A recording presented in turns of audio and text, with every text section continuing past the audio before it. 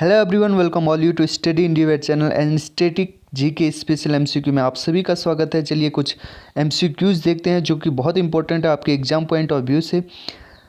Question को start करने से पहले मैं आपको ये बता देना चाहता हूँ, स्टडी इंडिया चैनल पे अभी तक आपने सब्सक्राइब नहीं किया है तो प्लीज़ सब्सक्राइब ज़रूर कीजिएगा, क्योंकि हम डेली बेसिस पे स्टैटिक जीके एमसीक्यू लेके आते हैं जो कि बहुत ही इंपॉर्टेंट है आपके एग्जाम पॉइंट ऑफ व्यू के लिए। तो चलिए स्टार्ट करते हैं विदाउट एनी डिले। जो पहला क्वेश्चन है आपके लिए, विच among of the following is not a equatorial crop. Okay, आपको बताना है कि इनमें से इक्वेटोरियल क्रॉप कौन सी नहीं है। तो जो पहला ऑप्शन है आपके पास कोकोनट, सेकंड है रबर, थर्ड है ऑयल पाम एंड फोर्थ है बनाना। तो इसमें से आपको बताना है कि कौन से नहीं है। देखिए इसमें आप इस तरीके से अंदाज़ा लगा सकते हैं। देखिए कोकोनट और रबर ये दोनों ही सबसे ज़्यादा केरला में होती है। अगर आपको पता हो तो जो केरला है वो इक्वेटोरियल के पास है। ओके, अगर ऑयल पाम की बात करें तो अभी हाल ही में हमने जो पाम ऑयल है वो इंपोर्ट कराया है, कहाँ से? मलेशिया से। ओके, तो आप देखेंगे कि किस तरीके से जो मलेशिया भी है इक्वेटोरियल कंट्री है, कोकोनट रबर भी है, ये कहाँ इक्वेटोरियल रीजन में हो रहे हैं। तो सिर्फ एक ऑप्शन बचता है जो है कि बनाना। ओके, तो इस तरीके इस क्वेश्चन का जो आंसर है वो भी बनाना है। ओके, सो नाउ देखते हैं कि कुछ यहाँ पे इक्वेटोरियल क्रॉप्स हैं जो कि यहाँ पे दे रखी है। रबर है, कोकोज है, पीपर है, कोकोनट है, ऑयल पाम है, बीटल नट है। ये सारी की सारी इक्वेटोरियल क्रॉप है, बट बनाना इक्वेटोरियल क्रॉप नहीं है। ओके, चलिए आगे चलते हैं। अगला क्वेश्चन आपके पास है, who among the following propose heliocentric model of solar system. Okay, इनमें से किसने heliocentric model of solar system को प्रपोज करा था या उसने बताया था कि हेलियोसेंट्रिक मॉडल है सोलर सिस्टम का। तो इसका जो आंसर है आपको बताना है, कोपरनिकस है या टॉलमी है, एरिस्टोटल या स्ट्रैबो है। पहले तो आप ये समझिए हेलियोसेंट्रिक का क्या मतलब है। देखिए हेलियोसेंट्रिक का मतलब है कि ये सन है और सन के अराउंड चाहे मून हो, प्लेनेट हो, जितने भी एस्टेरॉइड है वो क्या करते हैं, चक्कर लगाते हैं। इस चीज़ को हेलियोसेंट्रिक मॉडल कहा जाता है। ओके, तो यहाँ पे इसका जो आंसर होगा वो कोपरनिकस होगा। कोपरनिकस ने ये मॉडल दिया था। ओके, चलिए आगे बढ़ते हैं। अगला क्वेश्चन देखिए, विच of the following planet is example of terrestrial planet. Okay, दो तरीके के प्लेनेट होते हैं, टेरेस्ट्रियल होते हैं, एक जोवियन प्लेनेट होते हैं। तो आपको बताना है कि टेरेस्ट्रियल प्लेनेट इनमें से कौन सा है। ओके, अर्थ है, जुपिटर है, सैटर्न है, नेपच्यून है। इस क्वेश्चन का आंसर देने से पहले मैं आपको थोड़ा बेसिक के बारे में बता देना चाहता हूँ। देखिए हमारे सोलर सिस्टम में आठ प्लेनेट है, जिसमें कि सबसे पहले मरकरी, फिर वीनस, फिर अर्थ, फिर है मार्स। ओके, उसके बाद एक बेल्ट आती है जिसे हम एस्टेरॉइड बेल्ट कहते हैं। उसके बाद जुपिटर, सैटर्न, ओके, और उस तरीके से आते रहते हैं। ओके, ये कितने हो गए, 1 2 3 4 5 6। सैटर्न के बाद हो गया नेपच्यून एंड यूरेनस। ओके, तो ये आठ आठ प्लेनेट है। इन जो चार हैं एस्ट्रॉइड बेल्ट से पहले की जो चार प्लेनेट है इनको टेरेस्ट्रियल प्लेनेट कहा जाता है। ओके, इनकी density as compare to these planet ज़्यादा होती है। ओके, ये टेरेस्ट्रियल प्लेनेट है और इनको जोवियन प्लेनेट कहते हैं, जुपिटर के नाम से जोवियन प्लेनेट। ओके, तो इस तरीके को आपको याद रखना है। तो अब आप आसानी से इसका आंसर दे सकते हैं। इसका जो आंसर होगा यहाँ पे अर्थ होगा। ओके, और अर्थ की सबसे ज़्यादा डेंसिटी है, इस तरीके से आपको याद रखना है। इसके अलावा बता दूँ तो जुपिटर है, जो जुपिटर है, जुपिटर का जो सबसे बड़ा है जुपिटर अर्थ ये प्लैनेट्स में से। इसके अलावा जो सैटर्न है, सैटर्न का रिंग टाइप का स्ट्रक्चर होता है। ओके, और नेपच्यून 7th नंबर का प्लेनेट है। ओके, इसके बाद देखते हैं अगला क्वेश्चन है, विच of the following rock found in ocean crust. Ocean crust में कौन सी रॉक पाई जाती है, इनमें से आपको ये बताना है। तो आपके लिए ऑप्शन है ग्रेनाइट, बसाल्ट, इग्नियस रॉक या metamorphic rock. Okay, I hope आपने अभी तक आंसर दे दिया होगा। देखिए अगर जब भी आपको ओशन क्रस्ट की बात करें और उसमें कौन सी रॉक पाई जाती है तो आंख बंद करके आपने सीधे बसाल्ट पे आंसर लगा लेना है। ओके, देखिए मैं थोड़ा सा आपको बेसिक समझा देता हूँ ताकि आपको चीज़ें समझ में आसानी से आ जाए। देखिए जैसे हम ये अर्थ है और अर्थ के इंटीरियर से जैसे हम आउटर की ओर बढ़ते हैं तो जो रॉक्स है ना वो सॉलिडिफाई हो जाती हैं। ओके, तो देखिए जो इंटीरियर में क्या होगा, थोड़ा सा जो विस्कस होगा ना रॉक का वो कम होगी। ओके, मैग्मा नहीं होता, मोल्टन होता है, मोल्टन फॉर्म में होगी।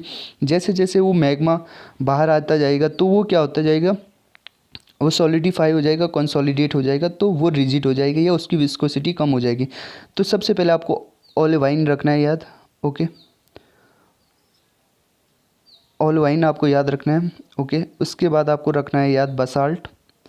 उसके बाद आपको याद रखना है एंडेसाइट। और उसके बाद रखना है ग्रेनाइट। इस तरीके से इनकी विस्कोसिटी बढ़ती जाती है। ओलोवाइन से बसाल्ट, बसाल्ट से एंडेसाइट, एंडेसाइट से ग्रेनाइट। ओके, तो आंसर होगा इसका ओशनिक क्रस्ट का बसाल्ट होगा। इसके अलावा ग्रेनाइट, ग्रेनाइट एक प्राइमरी रॉक है। ओके, इग्नियस रॉक है। ग्रेनाइट एक इग्नियस रॉक भी है। ओके, तीन तरीके की रॉक होती है, आपको ये भी बता देता हूँ। इग्नियस रॉक होती है, मेटामॉर्फिक रॉक होती है और एक सेडिमेंट्री रॉक होती है। ओके, ये तीनों की तीनों जो रॉक हैं एक दूसरे में कन्वर्ट हो सकते हैं। सेडिमेंट्री इग्नियस बन सकती है, इग्नियस मेटामॉर्फिक, मेटामॉर्फिक फिर से इग्नियस में और मेटामॉर्फिक सेडिमेंट्री में भी बन सकती है। ओके, इस तरीके से हमने 7th क्लास की एनसीईआरटी को यहाँ पे कवर कराया है। आप चाहे तो वहाँ से देख सकते हैं इसके डिटेल में। ओके, आगे बढ़ते हैं। अगला क्वेश्चन है हमारे पास, which of the following is major element in the earth crust. Earth crust की बात यहाँ पे कही गई है। पहले तो मैं आपको थोड़ा बेसिक देता हूँ। अर्थ में 3 प्रकार की लेयर होती है। अगर इंटीरियर की बात करें तो सबसे ऊपर होती है क्रस्ट, उसके बाद होती है मेंटल। ओके, यहाँ पे मेंटल नहीं होगा, ए होगा। ओके, और कोर। ओके, तो यहाँ पे हम क्रस्ट की बात कर रहे हैं। तो इनमें से बताया गया है कि which of the following is major element. Major element है अर्थ क्रस्ट में silicon, oxygen, iron and aluminium. Okay, answer आपने दे दिया होगा। आंसर से बताने से पहले थोड़ा और बेसिक के बारे में बताता हूँ। यहाँ पे सिर्फ क्रस्ट के बारे में पूछा। ओके, अगर सिर्फ जब आपको सिर्फ क्रस्ट के बारे में पूछा होगा तो आंसर होगा ऑक्सीजन। ओके, और अगर होल पूछा होगा कि इंटायर अर्थ में सबसे ज़्यादा कौन सा पाया जाता है तो उसका आंसर होगा आयरन। ओके, तो इस तरीके से आपको डिफ्रेंशिएट करना है। ओके, यहाँ पे मैंने थोड़ा सा आपको दे रखा है। देखिए, अगर होल की बात करें अर्थ की तो यहाँ पे आयरन है, फिर ऑक्सीजन है, फिर सिलिकॉन है। अगर सिर्फ क्रस्ट की बात करें तो ऑक्सीजन, सिलिकॉन। ओके, इस तरीके से हैं ये चीज़ें।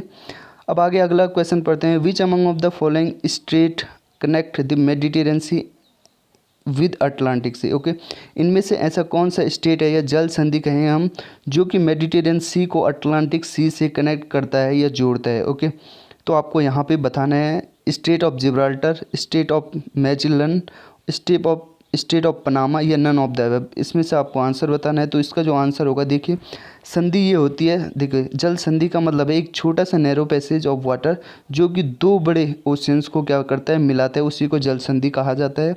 ओके, तो आपको बताना है इनमें से कौन सी ऐसी जल संधि है। ये है जिब्राल्टर। ओके, जिब्राल्टर एक ऐसी जल संधि या स्टेट है जो कि मेडिटेरियन सी को अटलांटिक ओशियन से मिलाता है। ओके, और जो ये जिब्राल्टर टेरिटरी है ना, ये यूके के अंदर आती है। आपको ये याद रखना है, इंपॉर्टेंट है बहुत ज़्यादा। ओके, स्टेट ऑफ मैजिलन बोलें या मैगेलन बोलें, ये है साउथ अमेरिका में। Okay, Chile. अब थोड़ा मैप बना के दिखा देता हूँ आपको ताकि चीज़ें ज़्यादा आसानी से समझ में आए। ये देखिए साउथ अमेरिका का मैप है और इस तरीके से ये स्टेट ऑफ मैजिलन जाता है। ओके, जो स्टेट ऑफ पनामा है वो सेंट्रल अमेरिका में है। ओके, तो आपको याद रखना है। और जो स्टेट ऑफ पनामा है वो पैसिफिक सी को अटलांटिक सी से जोड़ता है, और जो स्टेट ऑफ मैजिलन है वो भी अटलांटिक सी को पैसिफिक सी से जोड़ता है। ओके, नाउ यहाँ पे देखिए moraines are the deposit which among of the following kinds. Okay, moraines deposit हैं, इनमें से किसके डिपोजिट हैं मोरेन्स। तो टाइडल डिपोजिट हैं, ग्लेशियल डिपोजिट है, विंड डिपोजिट हैं, या किसके डिपोजिट है। देखिए ये जो डिपोजिट, ये जो पोर्शन है ना, land form of the earth में आता है। ओके, डिफरेंट टाइप के लैंड फॉर्म बनते हैं अर्थ में डिफरेंट एजेंट से, जैसे कि टाइडल से, विंड से, ग्लेशियल से, रिवर से। तो इस तरीके से डिफरेंट लैंड फॉर्म बनते हैं। तो आपको यहाँ पे बताना है कि मोरेन्स किस डिपोजिट हैं, are the deposit of which among of the following kind, किस टाइप के हैं ये। तो आपको यहाँ पे आंसर देना है टाइडल डिपोजिट है, ग्लेशियल डिपोजिट है या विंड डिपोजिट है। तो जो इसका आंसर होगा ग्लेशियल डिपोजिट होगा। ओके, देखिए ग्लेशियर में क्या होता है ना, जब ग्लेशियर नीचे की ओर आते हैं, ठीक है, नीचे की ओर आते हैं, वहाँ से रिवर फ्लो होती है, तो ये कुछ अपने साथ सेडिमेंट लेके आते हैं। ओके, और सेडिमेंट यहाँ पे डिपोजिट करते रहते हैं माउंटेन्स के फुट हिल्स पे, और डिपोजिट करते हैं। उन्हीं डिपोजिट्स को मोरेन्स कहा जाता है। ओके, विंड डिपोजिट्स जैसे कि सैंड ड्यून्स हो गया और लोइस हो गया। ओके, लोइस इंपॉर्टेंट है, लोइस चाइना में पाए जाते हैं, इंपॉर्टेंट है, याद रखिएगा। ओके, अब यहाँ पे Phobos and Deimos are the 2 satellite of which planet. Phobos and Deimos 2 satellite हैं, वो किस प्लेनेट के हैं आपको बताना है। जुपिटर के हैं, मार्स के हैं, अर्थ के हैं या वीनस के हैं। तो इसका आंसर बहुत आसान है। इसका जो आंसर हो जाएगा वो मार्स हो जाएगा। ओके, आपको ये याद रखना है, जो वीनस और मरकरी है इनके कोई भी सैटेलाइट नहीं है। अर्थ का एक ही सैटेलाइट है जिसे कि हम मून कहते हैं। जुपिटर के बहुत सारे हैं, 66 हैं आई थिंक, जिनमें से कि सबसे बड़ा है गैनीमेड। ओके, एक और चीज़ जहाँ पे आपको बहुत ही ज़्यादा इम्पोर्टेंट है, ये है कि सबसे ज़्यादा जो सैटेलाइट है ना, या नेचुरल सैटेलाइट हैं, वो जुपिटर के नहीं हैं, सैटर्न के हैं। ये अभी हाल ही में जो इंटरनेशनल एस्ट्रोनॉमिकल यूनियन है, इन्होंने बदला है ये चीज़। ओके, करंट अफेयर इशू है ये। तो करंट अफेयर में अब आप ये मत करिएगा कि जुपिटर के नहीं, अब सैटर्न के सबसे ज़्यादा नेचुरल सैटेलाइट है, ये आपको याद रखना है। इसके अलावा थोड़ा सा एक और चीज़ बता देना चाहता हूँ, जो वीनस है, वीनस देखिए सारे जो प्लेनेट है वो वेस्ट टू ईस्ट घूमते हैं। ओके, पर दो प्लेनेट ऐसे हैं जैसे वीनस एंड यूरेनस, ओके, ये दोनों राइमिंग हो रही है, ये ईस्ट टू वेस्ट घूमते हैं। ओके, तो इस तरीके से आपको चीज़ें याद रखनी है। नाउ अगला क्वेश्चन है हमारे पास, in India when there is summer season what is the season in Chile. Okay, अगर समर सीजन अगर इंडिया में होता है तो चिल्ली में कौन सा सीज़न होगा। एक चीज़ आपको यहाँ पे याद रखनी है, फिलहाल आप आंसर दे दीजिए, मैं तब तक आपको कॉन्सेप्ट समझाता हूँ। कॉन्सेप्ट इस तरीके से है कि ये अर्थ है और अर्थ के बीचों बीच से इक्वेटर जाती है। ओके, इक्वेटर के ऊपर अगर जो भी क्लाइमेट होगा या जो भी सीज़न होगा उसके ठीक विपरीत इस इक्वेटर के नीचे होगा, ये साउदर्न हेमिस्फीयर में। ये देखिए नॉर्थ हेमिस्फीयर है इक्वेटर के ऊपर, ये साउदर्न हेमिस्फीयर में। यहाँ स्प्रिंग होगा तो ये ऑटम होगा, यहाँ विंटर होगा तो यहाँ समर होगा। अगर आपको पता है कि जो चिल्ली है यहाँ पे, चिल्ली, एक मिनट, अगर आपको पता है कि जो चिल्ली है वो इक्वेटर के साउथ में आता है, साउदर्न हेमिस्फीयर में, और इंडिया हमारा नॉर्थ हेमिस्फीयर में आता है, तो अब आसानी से आप इसका आंसर दे सकते हैं। तो आपको पता है अब इसका जो आंसर होने वाला है वो समर होगा, जो कि बहुत ही आसान है। ओके, एक चीज़ याद रखिएगा, मैं आपको फिर से बता देता हूँ, यहाँ समर होगा तो यहाँ विंटर होगा, यहाँ अगर स्प्रिंग होगा तो यहाँ ऑटम होगा। वैसे अगर यहाँ ऑटम होगा तो यहाँ स्प्रिंग होगा, अगर यहाँ समर होगा तो यहाँ विंटर होगा। ओके, चलिए आगे बढ़ते हैं। जो लास्ट क्वेश्चन है हमारे पास, which country is called as sugar bowl of world. Sugar bowl of world किसे कहा जाता है, आपको यहाँ पे ये बताना है। मतलब चीनी का कटोरा किसे कहा जाता है, नॉर्वे को कहा जाता है, स्वीडन को, इंडिया को, या क्यूबा को। देखिए चीनी का कटोरा कहने जाने का मतलब ये है कि वहाँ सबसे ज़्यादा चीनी या मतलब बहुत डेंसिटी ऑफ शुगर ज़्यादा होती है, ये कह सकते हैं हम। ओके, वैसे तो शुगर प्रोडक्शन आई थिंक वहाँ होते हैं, कहाँ, ब्राज़ील में होता है सबसे ज़्यादा। ओके, और फिर शायद इंडिया में होता है। ओके, ये याद रखिएगा। बट फिलहाल के लिए आप ये समझिए, शुगर जो बाउल है ऑफ वर्ल्ड वो कहाँ, मतलब किसको कहते हैं शुगर बाउल ऑफ वर्ल्ड, ये कहते हैं क्यूबा को। ओके, जो कि नॉर्थ अटलांटिक में एक छोटा सा टापू जैसा देश है, जो कि फ्लोरिडा, अगर आपको पता है कि फ्लोरिडा जो यूएसए का स्टेट है, उसके ठीक नॉर्थ क्या कह सकते हैं हम, साउथ वेस्ट में, ओके, साउथ ईस्ट में, सॉरी साउथ ईस्ट में है क्यूबा। क्यूबा के ऊपर बहामास है, क्यूबा के नीचे जमैका है, और यहाँ केमेन आइलैंड है। ओके, तो इस तरीके से आप थोड़ा सा मैप को देखिएगा, मैंने बहुत अच्छे से आपको यहाँ पे चीज़ें बताई हैं, मैप बताया है, तो आप एक बार फिर से मैप देखिएगा और वहाँ जाके देखिए क्यूबा कहाँ है। क्यूबा में अभी कम्युनिस्ट सरकार है। ओके, तो इस तरीके से आपको यहाँ पे देखना होगा।